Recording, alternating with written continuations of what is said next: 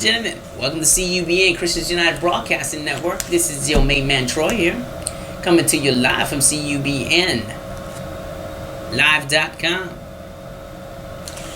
Alright, more news. Inquiry weighs whether ISIS analysis was destroyed. Washington. The Pentagon's Inspector General is investigating allegations that military officials have skewed intelligence assessment about the United States-led campaign in Iraq against the Islamic State to provide a more optimistic account of progress, according to several officials familiar with the inquiry.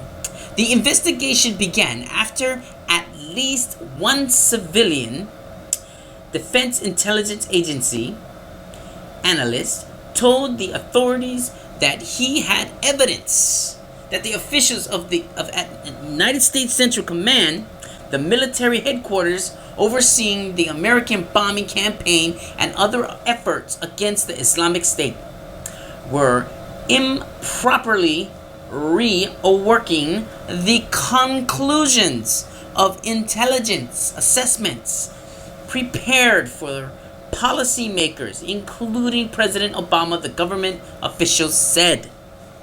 Fuller details of the claims were not available, including when the assessments were said to have been altered, and who at Central Command or CENTCOM the analyst said was responsible.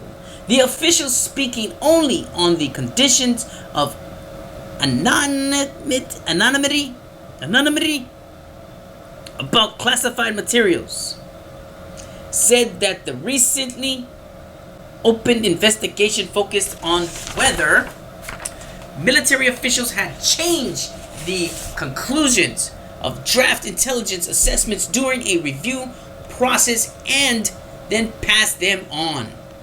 The prospect of skewed intelligence raises new questions about the direction of the government's war with the Islamic State, and could help explain why pronouncements about the progress of the campaign have varied widely.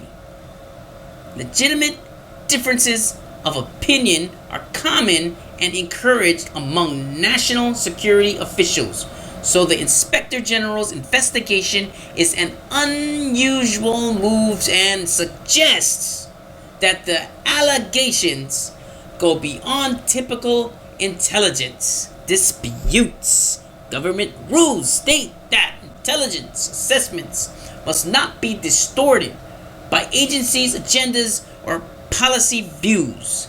Analysts are required to cite these sources that back up their conclusions and to acknowledge different viewpoints. Under federal law, intelligence officials can bring claims of wrongdoing to the intelligence community's Inspector General, a position created in 2011. If officials find the claims credible, they are required to advise the House, and Inspector General decided to open an investigation into the matter. Spokeswoman for both Inspectors General declined to comment for this article. The Defense Intelligence Agency and the White House also declined to comment. Wow. Okay, COL. Patrick Ryder, a CENTCOM spokesman, said he could not comment on a continuing Inspector General investigation, but said the IG has a responsibility to investigate all allegations made and We welcome and support their independent oversight.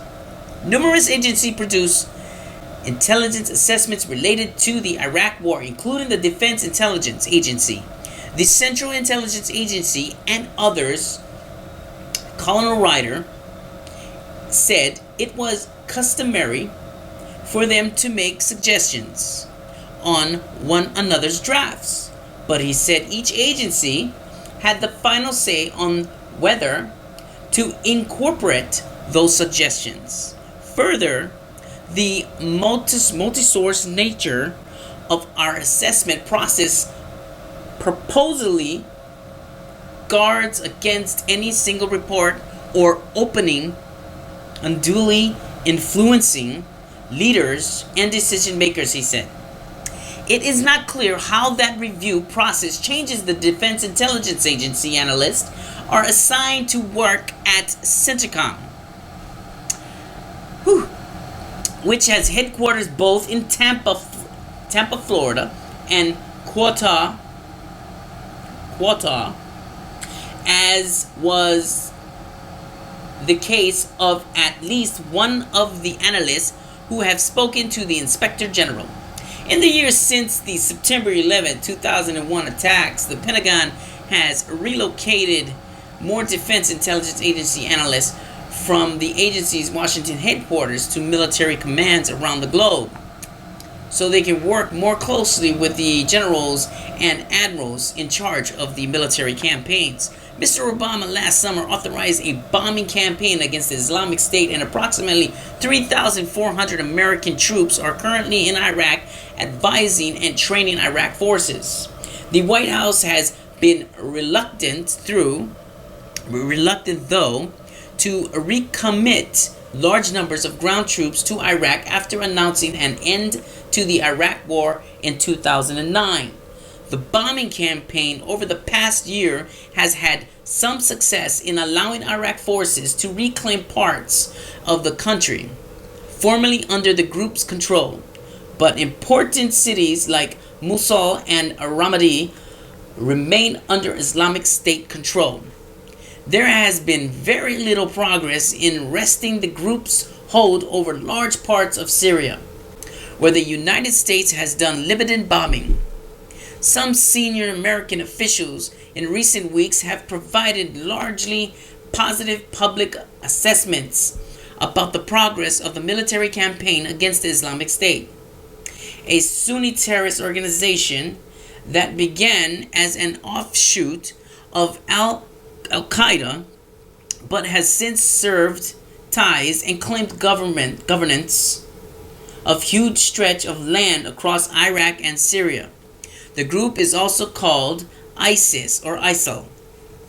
In late July, retired General John Allen, who is Mr. Obama's top envoy, working with other nations to fight the Islamic State, told the Aspen Security Forum that the terror group's momentum had been checked strategically, operationally, and large tactically. One second, phone is acting weird. ISIS is losing, he said. Even as he acknowledged that the campaign faced numerous challenges, from blunting the Islamic State's message to improving the quality of Iraq's forces.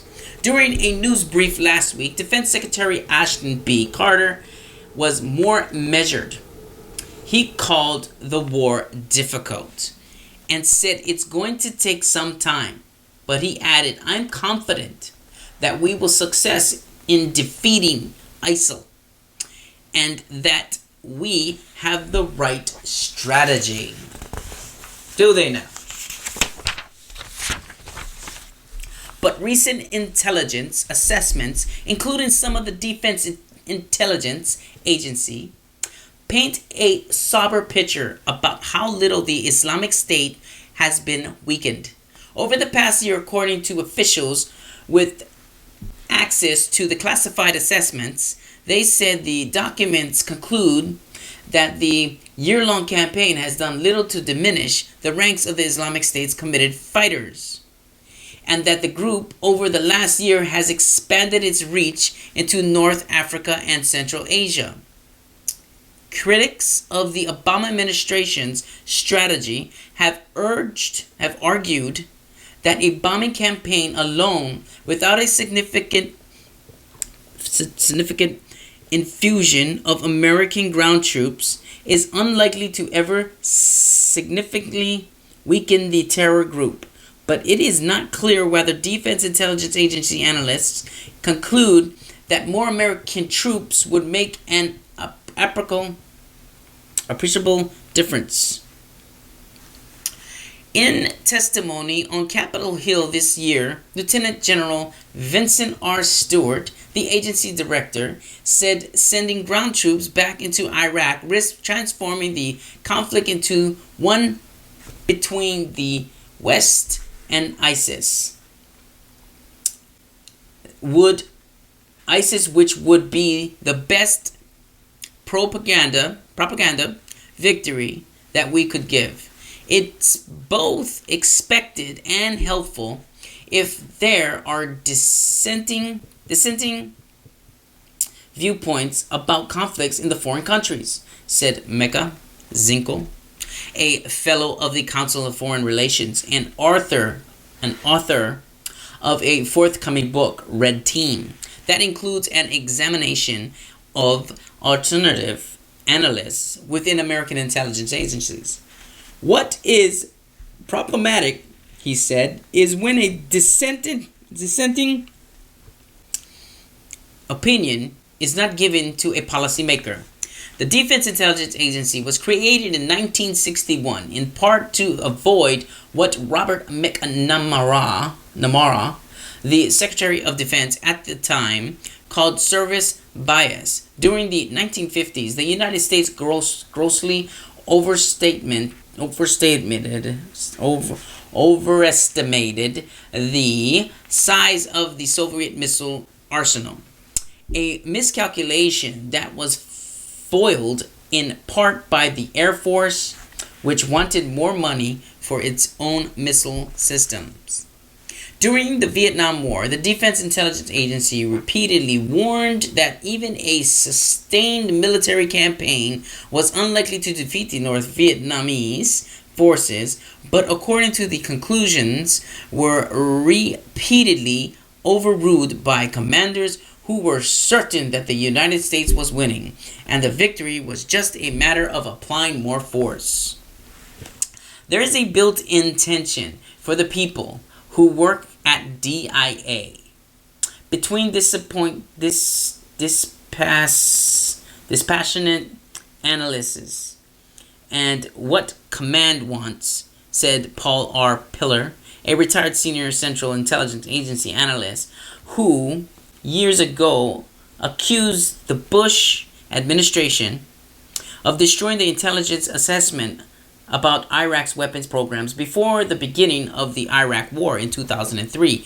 You're part of a large structure that does have a vested interest in portraying the overall mission as going well, he said. A version of this article appears in print on August 26, 2015 on page A1 of the New York edition with the headline, Inquiry Weighs If ISIS Analyst Was Destroyed. Order reprints today's papers. Alright, ladies and gentlemen. Inquiry weighs whether ISIS analyst was destroyed. You have heard something that is very important, that we must all understand, that we are being attacked by force worldwide, national, and we need to stop them, no matter what the cost. All right.